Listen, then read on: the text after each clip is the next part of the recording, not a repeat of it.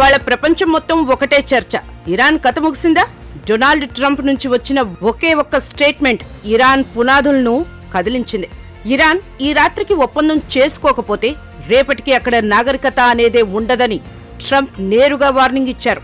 అంటే ఇది చిన్నపాటి దాడి కాదు. ఇరాన్లోని 47 ఏళ్ల నియంతృత్వాన్ని కూకటి వేళ్లతో సహా పెకిలించేందుకు అమెరికా ప్లాన్ సిద్ధం చేసినట్లు కనిపిస్తోంది. ఇరాన్ ప్రజలను దేవుడే కాపాడాలి అని ట్రంప్ అనడం చూస్తుంటే అమెరికా ఎంతటి భయంకరమైన అటాక్ కు రెడీ అయిందో అర్థం చేసుకోవచ్చు.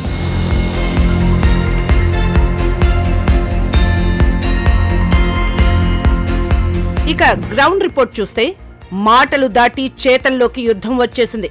ఇరాన్ గుండెకాయ లాంటి ఖర్గ్ ఐలాండ్ మీదకు రాకెట్లు దూసుకెళ్తున్నాయి. ఇక్కడ దాడి అంటూ జరిగితే ఇరాన్ ఆర్థికంగా కుప్పకూలిపోయినట్లే. ఎందుకంటే వాళ్ల చమురు ఎగుమతులన్నీ ఇక్కడి నుంచే జరుగుతాయి.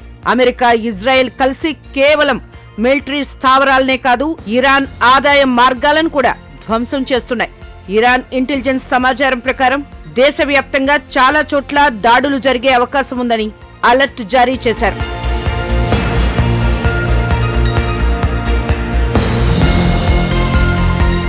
ఇక్కడ ఒక విచారకరమైన విషయం ఏమిటంటే ఇరాన్ సైన్యం ఇప్పుడు ఆస్పత్రులు, విద్యాలయాల వద్ద మోహరిస్తోందట. అంటే యుద్ధం నుంచి తప్పించుకోవడానికి పౌరులను లేదా విద్యా సంస్థలను అడ్డం పెట్టుకునే ప్రయత్నం చేస్తున్నారా అనే అనుమానాలు వస్తున్నాయి. ట్రంప్ ఏమో ఒకవైపు విప్లవాత్మక మార్పు వస్తుందని హింట్ ఇస్తున్నారు. అంటే ఇరాన్ లోపల నుంచే ప్రజలు తిరగబడేలా లేదా అక్కడ వ్యవస్థ మారేలా అద్భుతం జరుగుతుందని ఆయన నమ్ముతున్నారు. మరి ఇరాన్ ఊరుకుందా? అస్సలు లేదు. ప్రెసిడెంట్ పెజెష్కియాన్ చాలా ఎమోషనల్ అండ్ పవర్ఫుల్ స్టేట్మెంట్ ఇచ్చారు.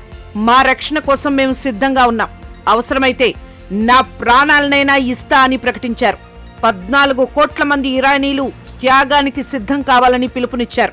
అంతేకాదు అమెరికాతో ఇకపై ఎలాంటి చర్చలు ఉండవని, మధ్యవర్తిత్వాన్ని అస్సలు అంగీకరించబోమని తేల్చి చెప్పారు.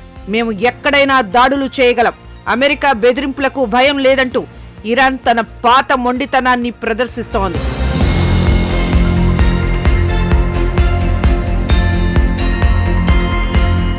మొత్తంగా ప్రస్తుత పరిస్థితి చూస్తుంటే సంధికి తావు లేకుండా పోయింది.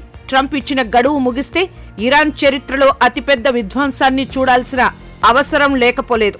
ఒకవైపు అత్యున్నత సాంకేతికత కలిగిన అమెరికా, ఇజ్రాయెల్ బలగాలు, మరోవైపు చావో రేవో తేల్చుకోవడానికి సిద్ధమైన ఇరాన్ ప్రజలు మరియు సైన్యం. ఈ రాత్రి గడిస్తే కానీ అర్థం కాదు ఇరాన్ మ్యాప్ లో అలాగే ఉంటుందా లేక ట్రంప్ చెప్పినట్లు అక్కడ కొత్త శకం మొదలవుతుందా అని. ఇరాన్ ప్రజల క్షేమం కోసం దేవుణ్ణి ప్రార్థించటం తప్ప ఇప్పుడు ప్రపంచం చేయగలిగింది ఏమీ లేదు.